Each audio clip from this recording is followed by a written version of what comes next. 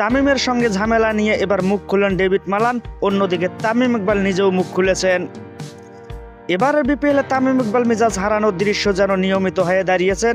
অ্যালেক্সেল ও সাব্বির রহমানের সঙ্গে মেজাজ হারানোর পর চলমান আসরে ফরচুন বরিশালের অধিনায়ককে আরও একবার রাগান্বিত রূপে দেখা গিয়েছে গতকালের ম্যাচে।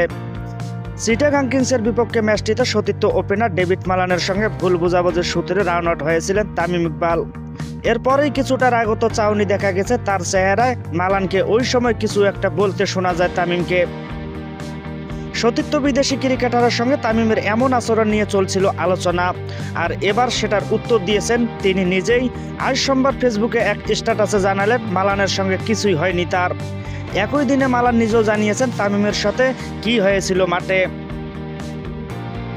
চট্টগ্রাম আজ গণমাধ্যমের মুখোমুখি হয়ে মালান বলেন, একদমই অসত্য। তামিম একটা কথাও বলেনি, আমি হাত তুলে বলেছিলাম সরি। তামিম পরে চলে গেল, আমি পরে বিপক্ষে দলের অন্য প্লেয়ারের সাথে কথা বলছিলাম। আমার ওর সাথে কোনো সমস্যা নেই, এরকম কোনো ইস্যু কখনোই ছিল না। রাগ করে কোনো শব্দ বলিনি।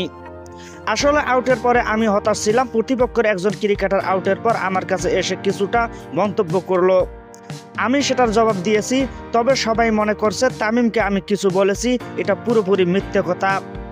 আপনি চাইলে পুরো দলকে জিজ্ঞেস করে দেখতে পারেন, সবাই জানে এ ব্যাপারে।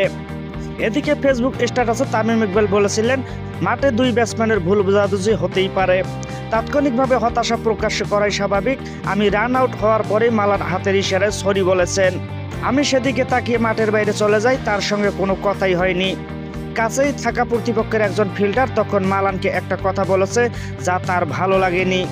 মালান সেই ফিল্ডারকেই জবাব দিচ্ছিল, তার দিকেই এগিয়েও যাচ্ছিল, অথচ সেটাকে আপনারা বানিয়ে ফেলেছেন আমার সঙ্গে নাকি মালানের ঝামেলা হয়েছে। এরপরে তামিম নিজের মতামত জানান সাম্প্রতিক ঘটনা নিয়ে। অনেক সময় অনেকেই টিভিতে দুই একটি দৃশ্য দেখে নানা রকম ধারণা করে ফেলেন। গত কয়েকদিনে আমাকে নিয়ে এরকম হয়েছে, কিন্তু কোনো ঘটনা তো হট করে হয় না। এটার পেছনে অনেক ঘটনা থাকে। মাঠে এরকম অনেক কিছুই হয় যা টিভিতে পুরোপুরি ফুটে ওঠে না, এবং সেটা উচিত নয়।